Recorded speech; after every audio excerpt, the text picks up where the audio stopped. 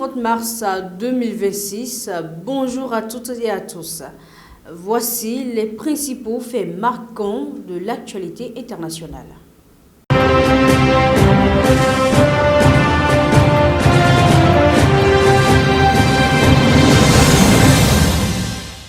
Au Niger, la junte militaire a annoncé la mise en place prochaine de groupes locaux d'autodéfense afin de renforcer la lutte contre les attaques djihadistes. Cette initiative vise à structurer des milices déjà existantes, formées spontanément par des habitants pour protéger leur village et juste là simplement tolérées par l'armée. Ces nouvelles unités seront constituées de volontaires issus notamment des forces de sécurité à la retraite ainsi que de civils vivant dans les zones les plus exposées. Les membres recevront une formation militaire, un encadrement officiel et bénéficieront d'avantages matériels et financiers.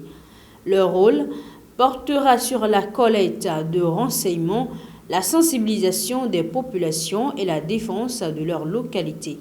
Le Niger s'inspire ainsi du modèle du Burkina Faso qui a institutionnalisé des groupes similaires.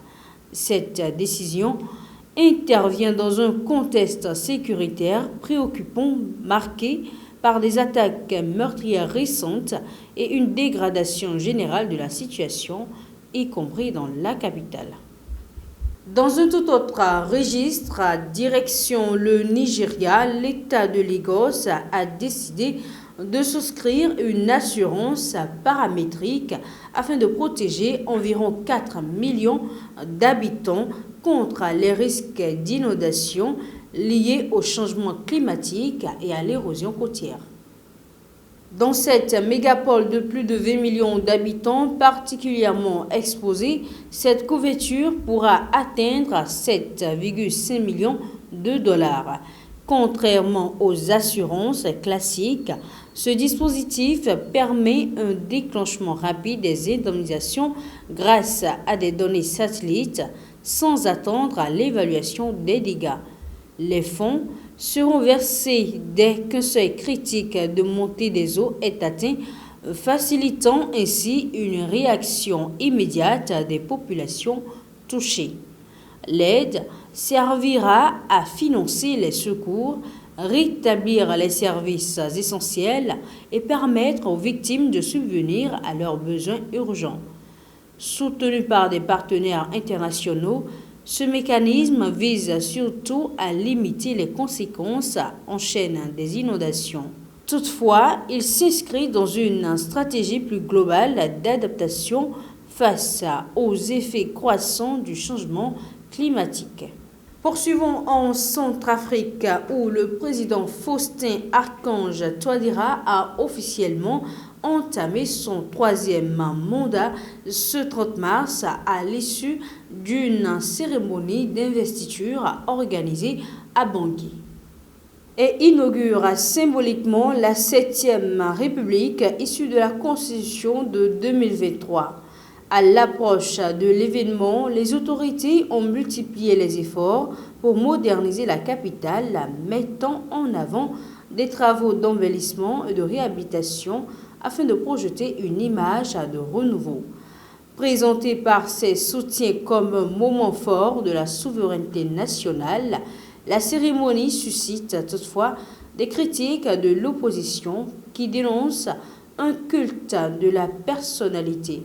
Parmi les priorités du nouveau mandat figure la nomination d'un vice-président, la formation d'un nouveau gouvernement ainsi que la gestion de défis majeurs, notamment la sécurité et la lutte contre la pauvreté dans un contexte de retrait progressif des partenaires internationaux.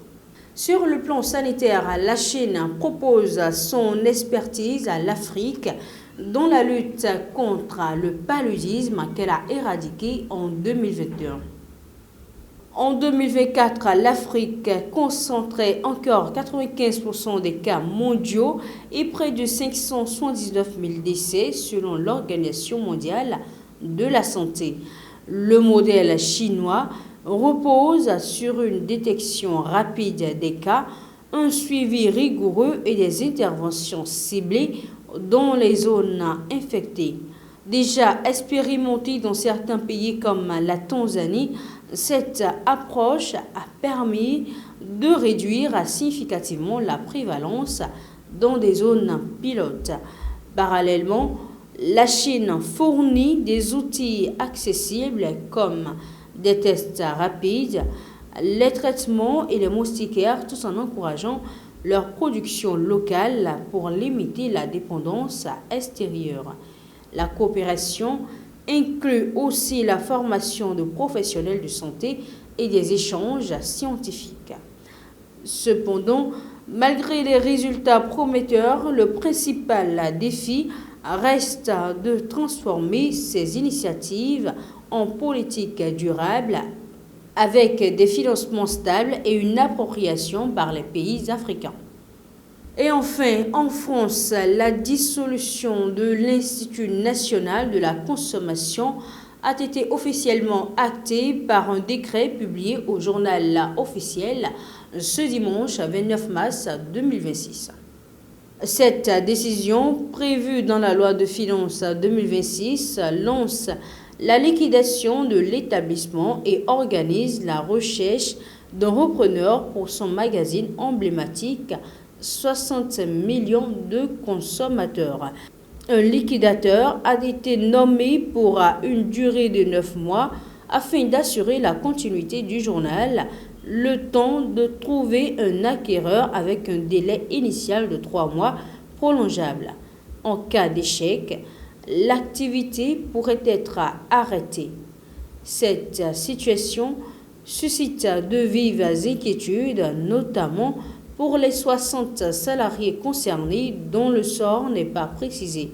Des représentants syndicaux alertent également sur la nécessité de préserver l'indépendance éditoriale du titre. Créé en 1966, l'INT paie une situation financière fragile malgré un retour aux bénéfices en 2025. Sa liquidation pourrait coûter entre 8 et 11 millions d'euros selon les estimations. Et ce sera tout pour cette première édition de la journée. Merci de nous avoir suivis. Portez-vous bien.